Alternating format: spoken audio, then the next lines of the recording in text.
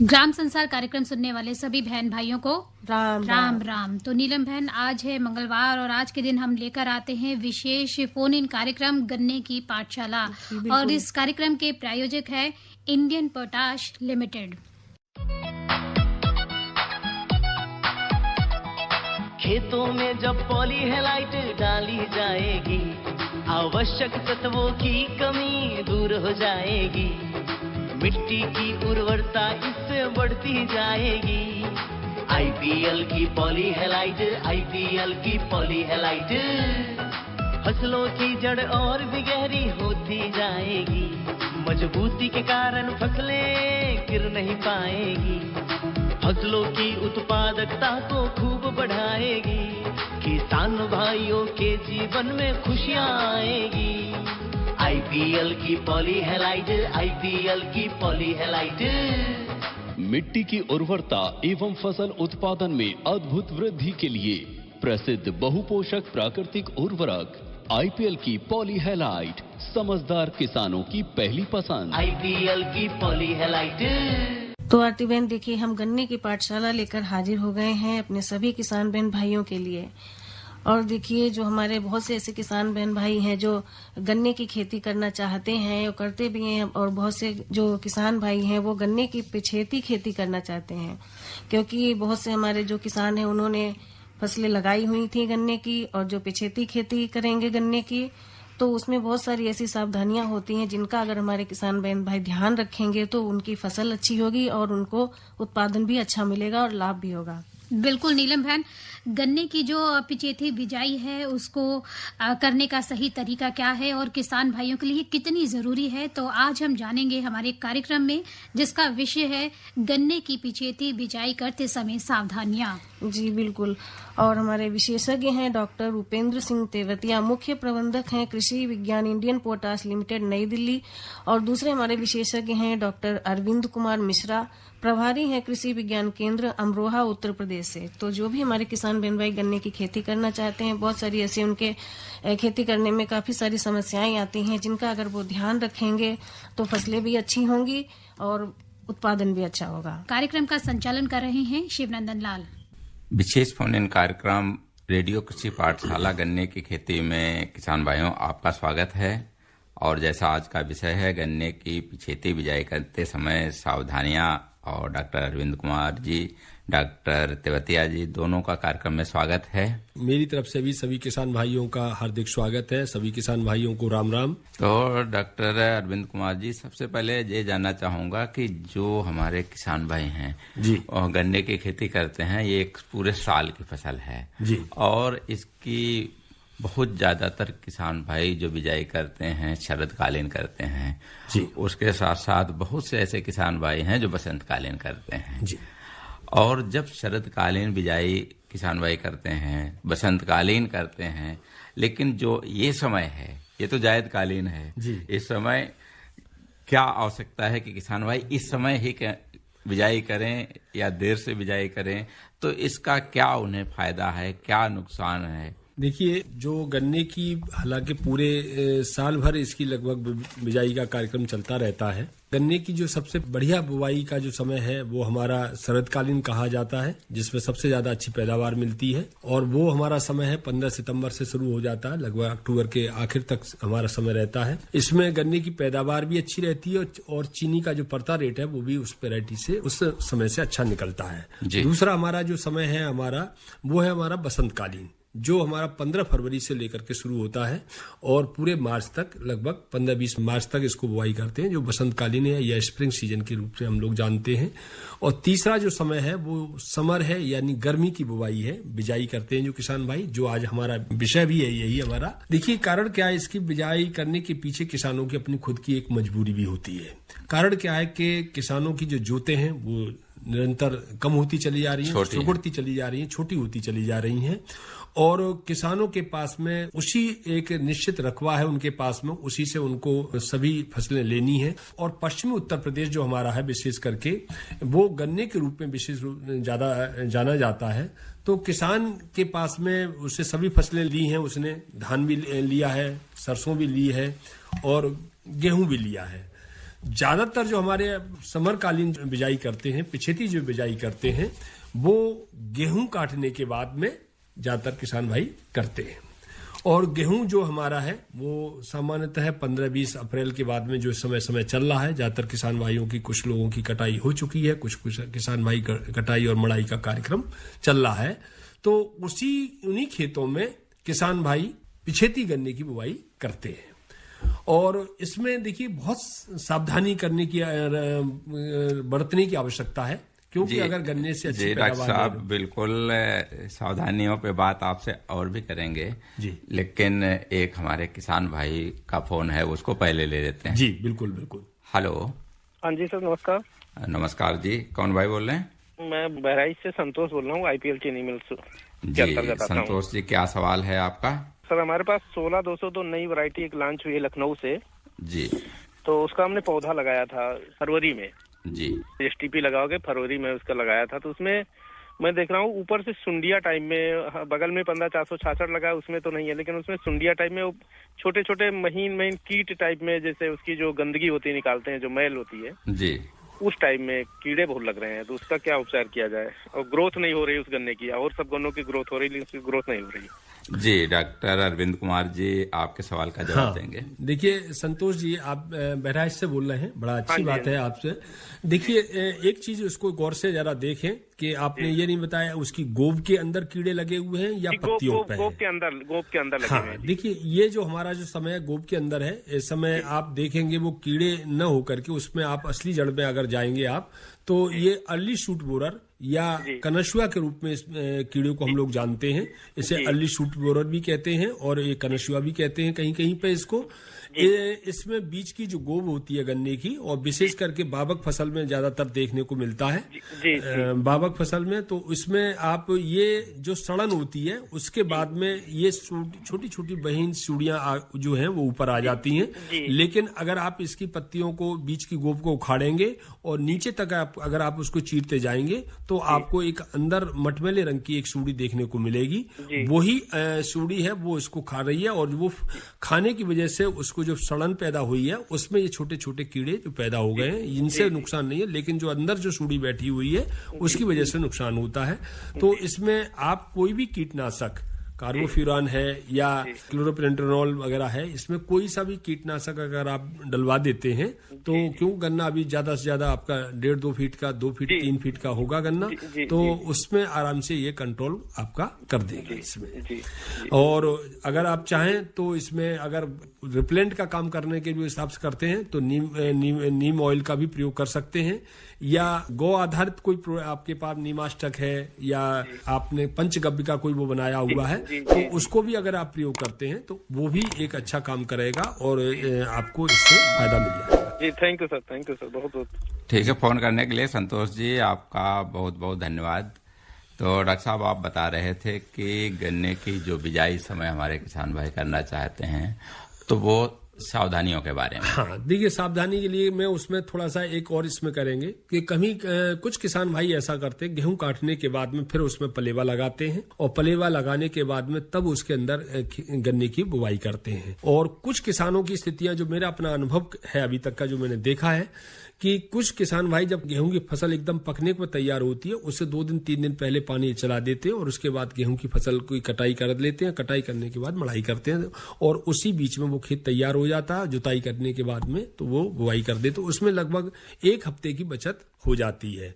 लेकिन सहारनपुर मंडल के अगर कुछ किसानों की मैं बात करूं तो वो गन्ने की सूखी ही बुवाई करते हैं, यानी वो पालेवा नहीं देते हैं, गन्ना बो देते हैं सूखे में और बोने के बाद में फिर उसके दूसरे तीसरे दिन के अंदर अंदर उसमें पानी देते हैं। वो भी प्रैक्टिस उनकी अपने किसान भाइयों की अच्छी है, वो भी उसको एक साइंटिफिक रीजन है। अगर वो पानी दे देते उसमें तब सबसे अच्छा फायदा ये देखने को मिलता है गन्ने, क्योंकि किसान जो काटता है, बुवाई जो करता है, जो उसके सेट्स हैं, जो उसके टुकड़े हैं, उनमें मिठास बहुत ज्यादा होती है। और यदि आप गन्ने में जमाव का प्रतिशत बढ़ाना है तो उसमें गन्ने के अंदर पानी की मात्रा को हमको बढ़ानी होगी। और वो किसान भाई ज्यादातर गन्ना जब बोता है तो उसके पास इतना समय नहीं होता है कि गन्ने की टुकड़े या पक्षी हैं या उसके सेट्स हैं या टुकड़े हैं उनको किसी हौदी में डाल करके कम से कम 15 से 20 मिनट तक वो भीगे।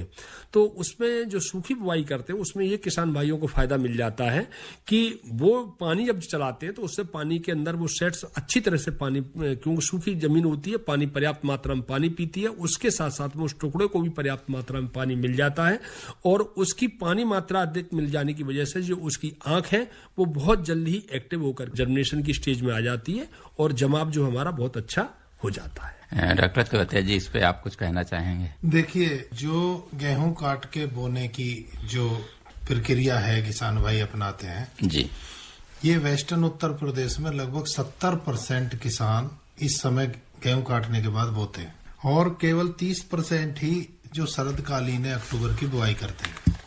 अब इसमें किसान भाई, जैसे एक तो डॉक्टर अरविंद ने बताया कि कुछ लोग तो गेहूं काटने से पहले ही पानी लगा देते हैं, कुछ लोग जो है सूखा बो के पानी लगा देते हैं। लेकिन मैं एक और पद्धति की तरफ किसान भाइयों का ध्यान आकर्षित करना चाहूंगा कि अगर गेहूं जब आपका खड़ा हुआ है जी, अगर आप नर्सरी लगा दें गन्ने की तो आपका 1 से 1.5 महीना बच सकता है, क्योंकि उसमें पहले कुछ नहीं करना होता। उसमें आप एक अच्छी तरह से खेत को तैयार करके खाद वाद डाल के अच्छी सड़ी हुई उसमें उसकी रेज बेड बना दीजिए। 1 मीटर चौड़ी आप बनाइए और लंबाई आप सुविधा अनुसार रख सकते हैं। उस पे एक आंख के टुकड़े बो के ऊपर की तरफ को करके उस पे मिट्टी और अच्छी तरह से सड़ी हुई खाद मिला के थोड़ा थोड़ा उसके ऊपर डाल दें और सिंचाई कर दें उसकी हल्की सी जो है, तो वो जो है पहले ही जम आएंगी। वो जब अंकुरित हो जाएंगी तो उनको ट्रांसप्लांट कर दीजिए। जैसे ही आपका खेत तैयार हो उसमें ट्रांसप्लांट कर सकते हैं। और देखिए, कुछ किसान भाई अपना एक्सपेरिमेंट भी करते हैं और वो सफल भी होता है। कई किसान भाइयों ने ऐसा किया कि खेत तैयार करके और कूड़ निकाल के और उसमें पानी चला दिया पहले ही जी, और वो नर्सरी जो है पानी में धान की तरह से वो रोपाई कर दी और वो तुरंत ऐसे के ऐसे ही जमने लगती है। तो वो देखिए कितना टाइम बच गया किसान भाइयों का। इसमें उन्हें कुछ नहीं करना। एक तो उन्हें इसमें कई फायदे मिलेंगे। एक तो टाइम का फायदा तो मिला ही मिला, उसके अलावा जो आप चाहे सूखे में बो के सिंचाई करें या आप गेहूं में पहले पानी लगा के उसके बाद तैयार करके बोएं, केवल 40 से 50% आंख ही जम पाती है। लेकिन जब नर्सरी लगा के आप बोएंगे तो जो अंकुरित नहीं हुई वो आंख आपकी नर्सरी में रह जाएंगी और जो अंकुरित हुई है उनको आप ट्रांसप्लांट करेंगे। 100% आपका प्लांट पॉपुलेशन होगा। खेत एकदम हरा भरा दिखाई देगा। और मैं पर्सनली भी बता रहा हूँ, मैं भी एक किसान का बेटा हूँ, अपना गन्ना करता हूँ मैं भी, और ये विधि बहुत ही अच्छी कारगर है और अच्छी पैदावार देती है क्योंकि प्लांट पॉपुलेशन बहुत अच्छी होती है इससे। जी डॉक्टर साहब, जानकारी इस पे और भी लेंगे। किसान भाई का फोन ले लें। जी, हेलो। नमस्कार जी। नमस्कार जी। जी तिवातिया जी, क्या सवाल है आपका? कैसे हैं आप? वाणी परिवार कैसा है? बहुत बढ़िया। आप समय समय पर जो पाठशाला चलवाते हैं इससे किसानों को बहुत ही लाभ होता है और ये लाभप्रद पाठशाला है। जी बिल्कुल, कार्यक्रम किसानों के लिए ही चलाया जाता है क्योंकि जो किसान हमारे फोन करते हैं वो तो लाभान्वित होते ही हैं, लेकिन बहुत से ऐसे किसान हैं कार्यक्रम सुनते हैं, फोन नहीं करते हैं, लेकिन वो भी इस पाठशाला को सुन के इसका पूरा फायदा उठाते हैं। तो आज क्या सवाल करना चाहेंगे आप? सवाल ये है कि खेत तैयार है, कूड़ी का खाद 5 साल से लगातार डाल रहे हैं जी, उसमें हमने फर्टिलाइजर नहीं लगाया, उसमें गन्ना बोना चाह रहे हैं और एक आंख का पेंडा करके उसमें बोएंगे। तो डॉक्टर साहब से ये पूछना चाह रहा हूँ कि उसमें इसके अतिरिक्त और क्या फर्टिलाइजर लगाएं, जैसे इनकी कंपनी बना रही है कि एक तो वो गिरे नहीं बढ़वार पे और जमाव बढ़िया हो और खरपतवार कम हो। ये डॉक्टर साहब से पूछना चाहते। जी बिल्कुल, आपका सवाल बिल्कुल ठीक है कि फसल गिरे नहीं, बढ़वार अच्छी हो। तो इसके लिए तो मैं डॉक्टर तिवातिया जी से चाहूंगा कि आपके सवाल का जवाब दें। हाँ, इंद्रवीर जी राम राम।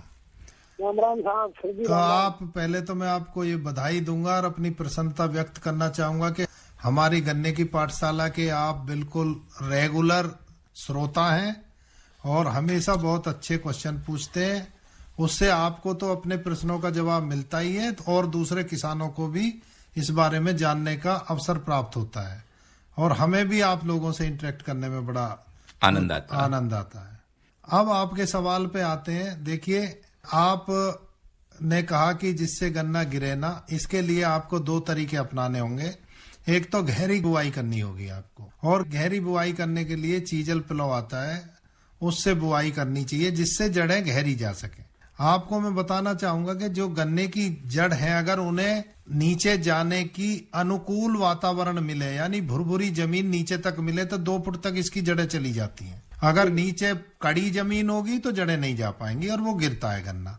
तो पहली बात तो ये है कि गहरी जुताई करें और खाद मिलाएं और नीचे तक मिलाएं गहरी जुताई। खाद तो तैयार है इनके पास। दूसरी बात, खाद जो पोटास आता है, potash, muriate of potash IPL का, उसको डालिए आप। और उससे क्या है कि देखिए NPK होते हैं, के का जो पोटास होता है उसका काम ही ये है कि पौधे को कड़ा बनाना, शक्तिवान बनाना और रोग और कीड़ों का प्रकोप जो है उस पर कम होता है।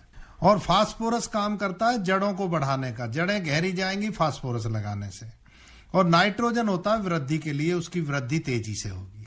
और माइक्रो न्यूट्रिएंट वगैरह सब जरूरत होती है। और सल्फर और जिंक ये भी जरूर लगाइए। बोरोन का भी थोड़ा सा लगाइए, बोरोन की भी हमारे इधर की जमीनों में कमी है। आपका गन्ना बिल्कुल स्वस्थ होगा। दूसरी बात रही कि खरपतवार कम हो। भाई ऐसी जो है अभी तक कोई ऐसी विधि नहीं आई कि खरपतवार कम हो, उसके लिए तो आपको निराई गुड़ाई करनी ही पड़ेगी। और बस एक ये है कि खरपतवार कम होने के लिए विधि आपको बदलनी पड़ेगी। जो मल्चिंग विधि है, मल्चिंग करिए तो उससे खरपतवार आपके कम होंगे और अच्छी पैदावार होगी। डॉक्टर अरविंद कुमार जी, आप क्या कहना चाहेंगे? डॉक्टर तेवतिया जी ने सही सुझाव उनको दिया है। मेरा इसमें एक सुझाव ये और रहेगा कि जो पिछेती विशेष करके, क्योंकि गन्ना ये हमारा अभी तैयार है, पिछेती बुवाई करने के लिए जा रहे हैं, तो नत्रजन के प्रयोग में विशेष रूप से सावधानी जरूर रखें। अभी टोटल जो हमको नत्रजन देना है, जो यूरिया के रूप में वो दे रहे हैं, उसमें से 1/3 मात्रा केवल अभी बुवाई के समय पे दें। ज्यादातर सामान्यतः किसान भाई DAP डाल रहे हैं, NPK डाल रहे हैं, वो समझते हैं इसी से उनकी पूरी तत्व की मात्रा हो जाएगी। ऐसा नहीं है इंदर जी, उसमें आपको बुवाई के समय पे भी यूरिया की मात्रा आपको 5 किलो, 7 किलो, 10 किलो तक मैक्सिमम प्रति बीघा के हिसाब से यानी आपको देना जरूरी है।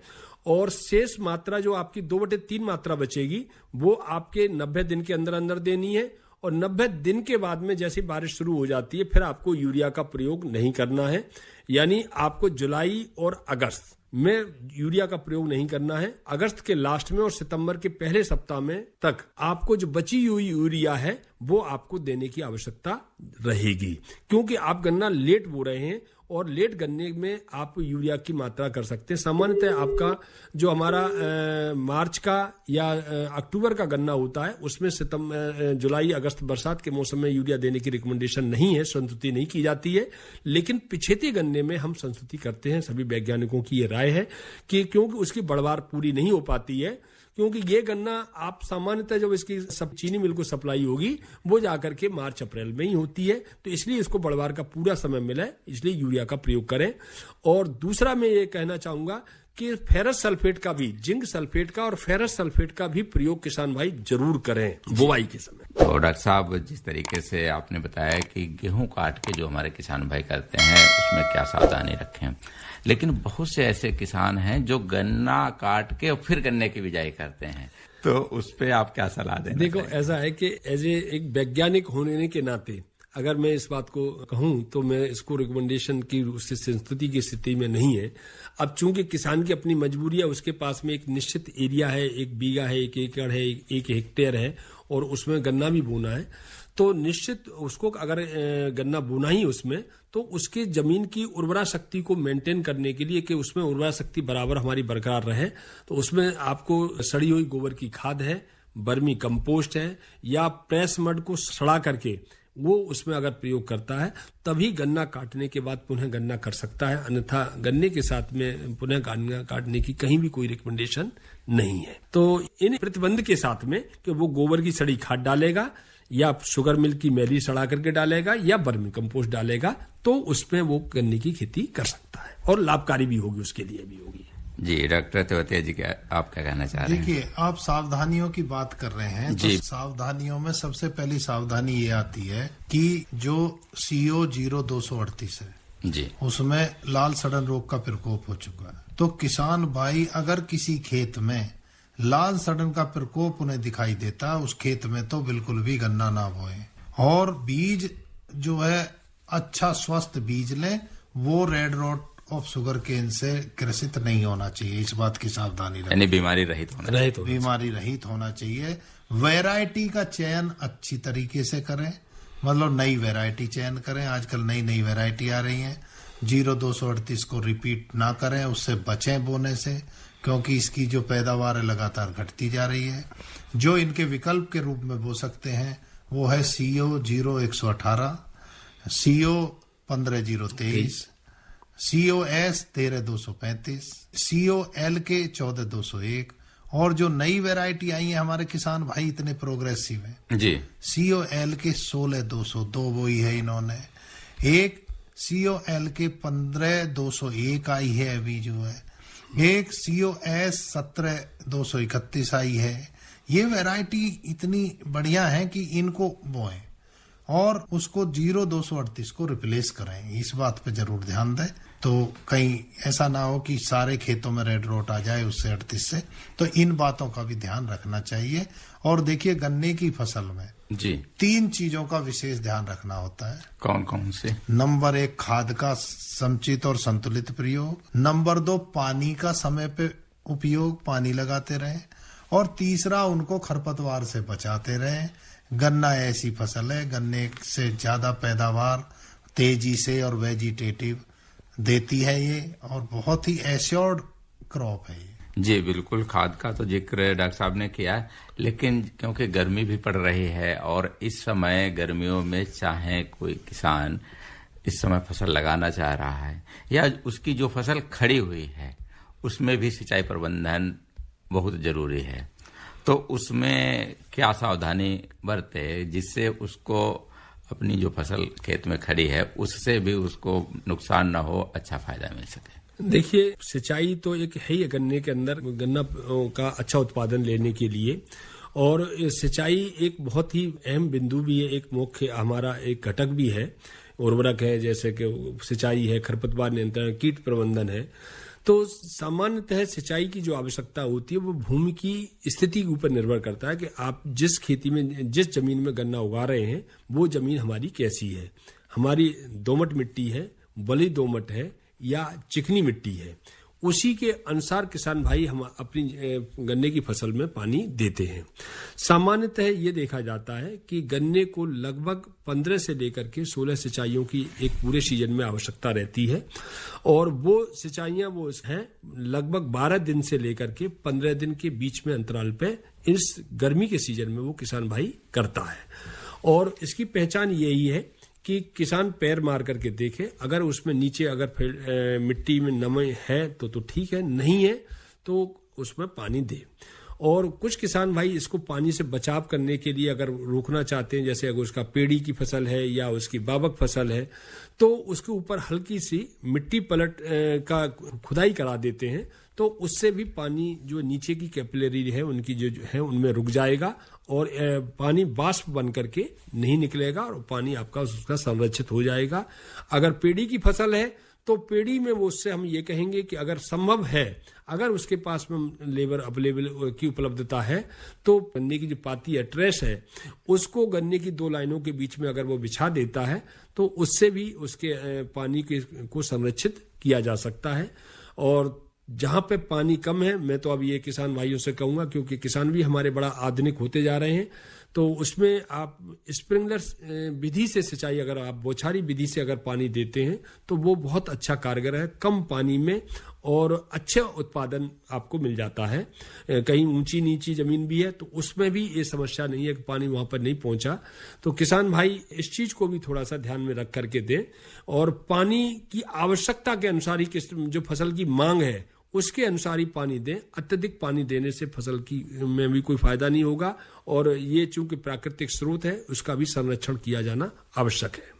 तो डॉक्टर साहब, जो हमारे किसान भाई खरपतवार नियंत्रण की बात करते हैं गन्ने में, और गन्ने में क्या कि इस समय एक खरपतवार जिसको हम मोथा बोलते हैं वो किसानों को ज़्यादा परेशान करता है क्योंकि उसकी जड़ गहरी होती है और वो निकलती नहीं है, वो ख़त्म भी नहीं होता। लेकिन कुछ हमारे वैज्ञानिक सलाह देते हैं कि उसको गर्मियों में कुछ कम किया जा सकता है, कोई ऐसी तकनीक है। लेकिन डॉक्टर साहब, हम आपसे बात करने से पहले किसान भाई का फोन ले लेते हैं। हेलो सर, नमस्कार। नमस्कार जी। ऋषिपाल नागर बोल रहा हूँ जी, दादूपुर दमकौर जिला गौतम बुद्ध नगर से। जी नागर जी, क्या सवाल है आपका? गन्ने की बिजाई करी थी जी, तो उसमें दीमक की शिकायत आ गई है, जैसे अंकुर निकल रहे हैं ना जी। जी। हमारा भूड का वो है, ये थोड़ा भूड का सा है जी। तो इसमें क्या दवाई या क्या चीज ऐसे लगाए हैं? इसलिए यानी खेत थोड़ा हल्का है जी भूड का। जी जी। तो डॉक्टर साहब, दीमक की समस्या के लिए ये किसान भाई क्या कर सकते हैं? देखिए, दीमक के लिए सबसे बढ़िया दवा है, या तो आप क्लोरोपाइरीफॉस दवा लगाइए, पानी के साथ मिला दीजिए। सबसे बढ़िया है जब आप पानी दें उसमें खेत में तो उसको जैसे 1 लीटर का डिब्बा है उसको अपने बरहा में किसी लाठी के सहारे खड़ा करके और बूंद बूंद उसमें टपकता रहे। सबसे बढ़िया विधि है, सारे में मिलकर दीमक को सारे को खत्म कर देगा। अच्छा जी, जहाँ पे हमारा मुहाड़ा होता है जी, जैसे पानी चलता है में, खेत के मुहाड़े पे ही गाड़ दो। जी जी।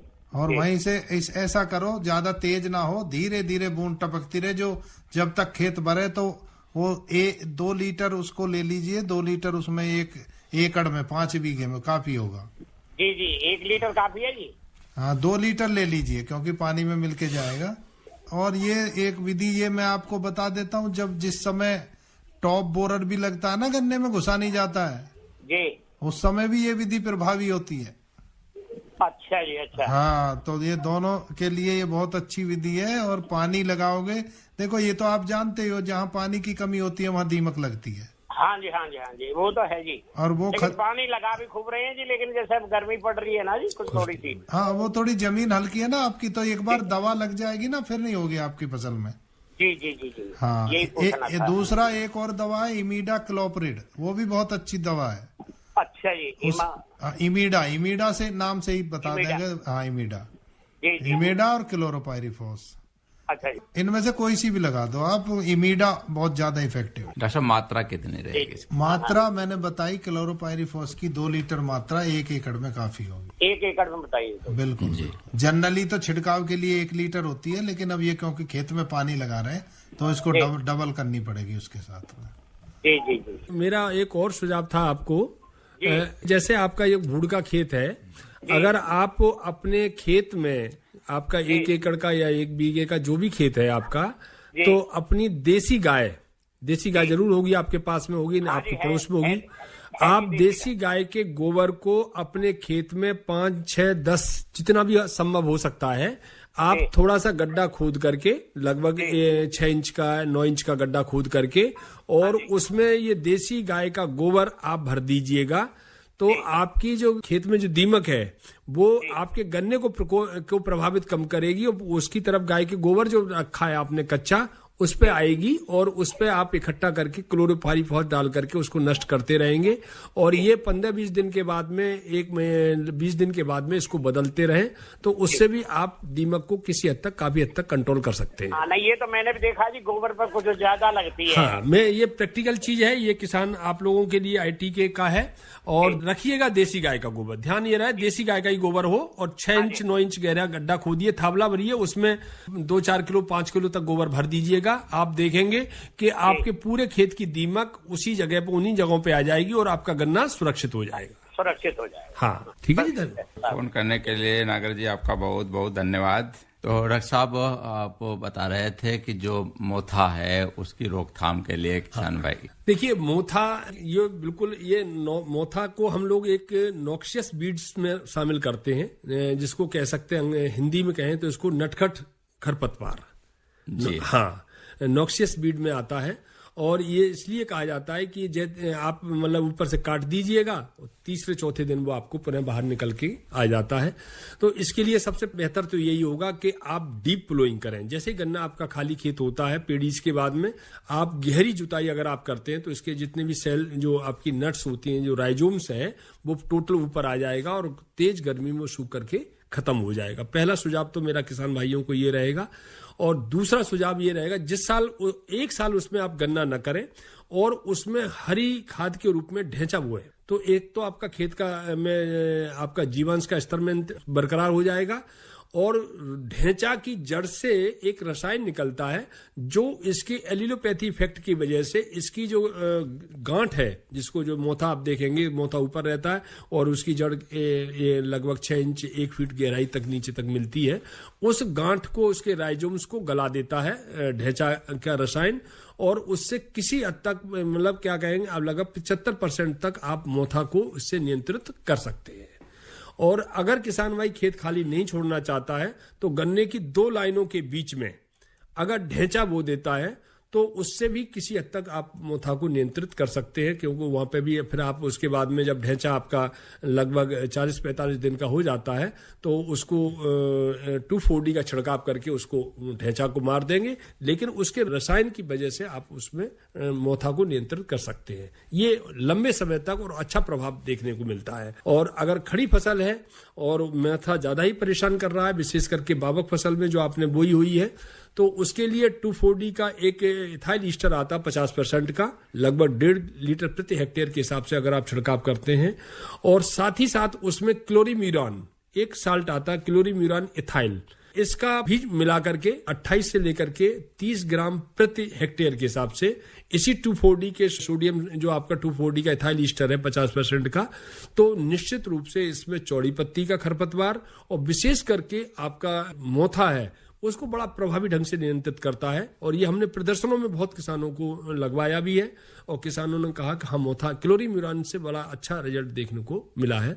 तो मैं किसान भाइयों को सुझाव देना चाहूंगा कि गन्ना आपका खड़ा हुआ है, बाबा निकल आया जम करके और मोथा परेशान कर रहा है, या मोथा गन्ना बो दिया है और गन्ना नहीं निकला है और मोथा परेशान कर रहा है, उस दोनों ही अवस्था में 2,4-D का 50% का इथाइल ईस्टर और क्लोरीम्यूरान को अगर छिड़काव करेंगे तो अच्छा रिजल्ट देखने को मिलेगा।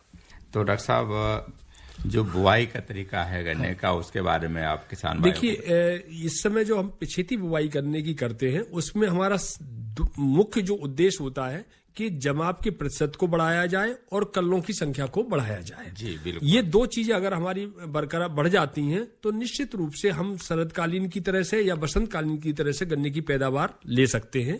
तो इसके लिए सबसे बेहतर तरीका है कि गन्ने के जो टुकड़े काटे जाएं उनको पानी में भिगो करके तभी उनकी बिजाई की जाए। और अगर आप ऐसा नहीं कर पा रहे हैं तो जिस खेत से गन्ने का बीज लिया जा रहा है उस बीज खेत में पहले आप 24 घंटे पहले पानी चला दें और उसके बाद उसकी कटाई करें। और नीचे का 1/3 हिस्सा बिजाई में बिल्कुल भी इस्तेमाल ना करें। ये किसान भाई विशेष रूप से ध्यान रखें कि अगर आपने नीचे का 1/3 हिस्सा गन्ने का बिजाई में इस्तेमाल किया तो आप निश्चित मानिएगा कि आपका गन्ने का नुकसान होगा और उसका जवाब बिल्कुल भी नहीं होगा, उसकी आंख बिल्कुल जवाब नहीं करेगी। तीसरा मेरा अपना सुझाव ये रहेगा कि गन्ने की बुवाई की जो कर रहे हैं हम ट्रेंच मेथड से अगर आप कर रहे हैं, या तो उसी स्थिति में डबल रो सिस्टम को अपनाएं, यानी एक ट्रेंच के बाद में के साथ साथ में 2 पैरेलल लाइनें गन्ने की बुवाई करें, जो 30 सेंटीमीटर के फासले पर 2 लाइनें बनेंगी। और बहुत अच्छा किसान भाई मैंने देखा है, काफी लोग पश्चिम उत्तर प्रदेश में करते हैं। उससे क्या है कि जो आपके कल्ले हैं उनकी संख्या बढ़ जाती है और उसके साथ साथ में अगर आप ट्रेंच मेथड में ले जाते हैं, 1 मीटर का या 1.25 मीटर का फासला रखते हैं, तो उसमें पौधों की संख्या कम हो जाएगी, कल्ले जवाब कम होगा। तो उस स्थिति में हम जाकर के या तो 75 सेंटीमीटर पे गन्ने के फासले पे बुआई करें या 90 सेंटीमीटर पे करें, तो हमको पैदावार बरकरार अच्छी मिल सकती है। और ब्यात के लिए विशेष रूप से सिंचाई समय पर जरूर करते रहें। यूरिया बुआई के समय पर जरूर डालें, जिससे कि उनका जमाव जल्दी हो सके। यूरिया जमाव करने में बहुत सहायक होता है, जो ज्यादातर किसान भाई नहीं जानते हैं। इसलिए किसान भाई इस बात अगर ध्यान रखते हैं तो आप पिछेती बुआई से भी जमाव का और ब्यात की संख्या को बढ़ा सकते हैं। जिस तरीके से डॉक्टर साहब आपने बताया कि गन्ने को पहले पानी में भिगो के बिजाई करें, लेकिन जब हमारे किसान भाई गन्ने का उपचार करते हैं उस समय भी तो उसको भिगोते हैं। अगर उपचार कर रहे हैं, देखिए ज्यादातर कारण क्या होता है कि जो पिछेती गन्ने की बुआई की जाती है, ज्यादातर सामान्यतः लगभग 90% में इस स्टूडियो में बैठ करके किसान भाइयों से बताना चाह रहा हूं कि गन्ना सीधा खेत में जाता है और उसके जो कूण बनाते हैं, उसके जो कूण खींचा हुआ है, उसमें एक आदमी बलकटी से लेकर के गन्ने के टुकड़े काटता जाता है और वो उस पर बुआई करता जाता है। तो ये एक मेथड बहुत अच्छा नहीं है हमारे किसान भाइयों, इसको समझने की कोशिश करें। जो हमारे दूसरे साथी वैज्ञानिक डॉक्टर तेवतिया जी ने बताया था कि या तो आप नर्सरी बना करके उसको ले जाएंगे तो बहुत अच्छा है, समय की बचत भी होगी और पौधों के जमाव का भी, आप पौधों की संख्या को भी बरकरार रख सकते हैं। अगर ऐसा नहीं कर पा रहे हैं तो गन्ने के बीज का शोधित करते हैं तो उसमें भी पानी लग जाएगा। अगर आप शोधित नहीं कर पा रहे हैं तो गन्ने के टुकड़ों को पानी में भिगो करके बुआई करेंगे, तभी आपके जमाव की प्रतिशत को बढ़ा सकते हैं। अन्यथा अगर आपने सीधा गन्ना बोया और आपने नीचे का गन्ना भी बोया तो आप ये मान के चलिए लगभग आपका 60% तक गन्ना का खेत आपका खाली रहना ही रहना है, उसमें उसको आप बढ़ा नहीं सकते हैं। डॉक्टर तेवतिया जी, चलते चलते आप अपना सुझाव कुछ देना चाहेंगे? बस चलते चलते मैं ये देना चाहूंगा जो डॉक्टर अरविंद ने बताया कि एक तो अंकुरण सही हो जाए और एक उसमें कल्ले निकल जाए। कल्ले निकलने के लिए किसान भाइयों को मैं ये बताना चाहूंगा कि मिट्टी उस पे कम से कम रहनी चाहिए। अगर उस पे मिट्टी से ज्यादा चढ़ा दिया आपने पेंडे पे तो उसका जो उसमें टिल्लिंग नहीं निकल पाएगी, जमाव होगा। बिल्कुल जमाव होगा, अकेला होगा। अगर वो उसमें से जो टिल्डिंग है, कल्ले नहीं निकल पाएंगे अगर मिट्टी आपने ज्यादा कर दी तो। उसमें मिट्टी कम से कम 1 इंच से ज्यादा मिट्टी नहीं होनी चाहिए उसमें, तभी कल्ले निकल पाएंगे। और माइक्रो न्यूट्रिएंट WDG सल्फर और थोड़ा सा ह्यूमिक एसिड करके कूड़ों में डाल दें तो टिल्डिंग बहुत अच्छी निकलेगी। जी बिल्कुल। डॉक्टर यूएस तेवतिया जी, डॉक्टर अरविंद कुमार मिश्रा जी, आपने आज गन्ने की पिछेती बिजाई करने समय जो हमारे किसान भाइयों को सावधानी बरतनी चाहिए उस पर विशेष जानकारी दी। और जो किसान भाई जागरूक हैं उनके फोन आए, उन्होंने भी अपने कई सवालों के जवाब पाए। आप दोनों का बहुत बहुत धन्यवाद। आपका भी बहुत बहुत धन्यवाद। और इसमें प्रश्न आते हैं, इससे स्पष्ट होता है कि इसको हमारे कार्यक्रम को किसान भाई कितना पसंद करते हैं। मैं भी किसान भाइयों को राम राम कहना चाहूंगा और धन्यवाद देना चाहूंगा। जी डॉक्टर साहब, एक बार पुनः आपका धन्यवाद। सब्जियां हो, फल हो, अनाज हो या दालें, हर खेती में एक्रोना ही डालें, एक्रोना ही डालें। एक्रोना का किसानों से वादा, लागत कम और लाभ होगा ज्यादा, लाभ होगा ज्यादा। खेतों में डालो बेधड़क एक्रोना NPK 16 उर्वरक, पहले इस्तेमाल करो फिर विश्वास करो। फसलों की जड़ों को मजबूत बनाए, हर मौसम में फसलें लहलहाए, हर मौसम में फसलें लहलहाए। खेती के लिए बहु पोषक उर्वरक, IPL का एक्रोना NPK 16 उर्वरक। रबी हो या खरीफ, हर प्रकार की फसल के लिए वरदान 16 उर्वरक, पहले इस्तेमाल करो फिर विश्वास करो। तो किसान बहन भाइयों, इसी के साथ आज का फोन इन कार्यक्रम और कृषि जगत कार्यक्रम यहीं पर समाप्त होता है। कार्यक्रम सुनने वाले सभी किसान बहन भाइयों को राम राम राम।